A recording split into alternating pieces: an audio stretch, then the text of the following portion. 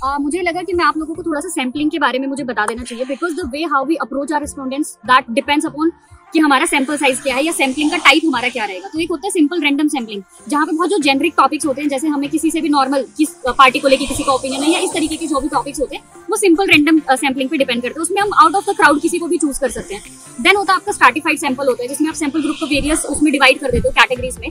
एक होता है सिस्टमैटिक सैम्पलिंग, जहाँ पे जैसे आपने फर्स्ट कोई रैंडम पर्सन चूज किया और उसके हिसाब से आप कोई every 10th person, every 8th person, every 15th person, तो वो होता है कि फिर आपको हर 15th पर्सन को चूज करना होता है। मेरा जो सैंपल है, सैम्पलिंग टाइप है स्नोबॉल सैम्पलिंग। उसमें क्या होता है, आपकी बहुत टारगेट ऑडियंस होती है कि आपको कोई एक स्पेशल कैटेगरी से स्पेशल कैरेक्टरिस्टिक उस क्राउड का, उस सैंपल का होना चाहिए, तो वो आपको रैंडम चलते हुए कहीं नहीं मिल सकता। You have to be very specify about your sampling. तो अगर आप जब भी फील्ड पे जा रहे हो, उससे पहले आपको याद रखना और पहले ये चीजें स्पेसिफाई होनी चाहिए कि आप अपने रिस्पोंडेंट को कैसे मिलने वाले, क्योंकि आप फील्ड पे एकदम से जाके आपको कोई जानता नहीं, nobody is going to meet you, nobody is going to be ready to give your answers. तो आपको जो है वो पहले ही वो सारी चीजें सॉर्ट करके रखनी पड़ेंगी। मैंने की हुई थी वो सारी चीजें, मैंने अपने लीड्स पहले ही चूज किए हुए थे। अभी मैं उनसे एक बाय एक करके कांटेक्ट करती रहूंगी और किस किस तरीके से वो मुझे आगे और दूसरे सिमिलर कैरेक्टरिस्टिक्स की सैंपल से मिलवाने वाले हैं। So let's see. तो मेरा आज का मैंने फील्ड किया है, हम लहल कला गाँव में है, पंजाब के, यानी कि जो संगरूर डिस्ट्रिक्ट है उसमें एक लहल कला गाँव है, वहाँ पे हमें जैसे ही हम यहाँ पे पहुंचे, हमने एक पहले रिस्पोंडेंट को रीच करने की, मैं आपको बता रही हूँ कि क्या क्या परेशानियां आती है। मैंने आपसे जैसे कहा था कि पूरा दिन निकल जाएगा and you won't get a single respondent.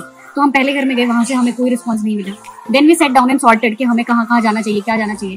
That was because हम लोगों ने पहले उस चीज़ की प्रिपरेशन नहीं की थी। हम लोगों ने जो हमारी लीड थी उनको इन्फॉर्म नहीं किया था। सो हम लोगों ने ये परेशानी फेस की। फिर उसके बाद में आज मुझे सिर्फ पूरा दिन में सिर्फ 2 रिस्पोंडेंट मिले हैं। उसके बावजूद भी जो है वो जाके वहाँ पे जहाँ हम पहले गए वो एक शॉपकीपर थे और पूरा टाइम हमें कभी कभी बीच में कस्टमर आ रहे हैं, कभी ये आ रहे हैं, कभी वो आ रहे हैं। सो ये मेरे थोड़े से पीएचडी फील्ड के एथिक्स के खिलाफ हो जाएगा कि मैं आप लोगों को वहाँ के लाइव व्यूज नहीं दे सकती थी कि मैं शॉप के अंदर क्या हुआ, क्या बातचीत हुई, because that's against my PhD field ethics.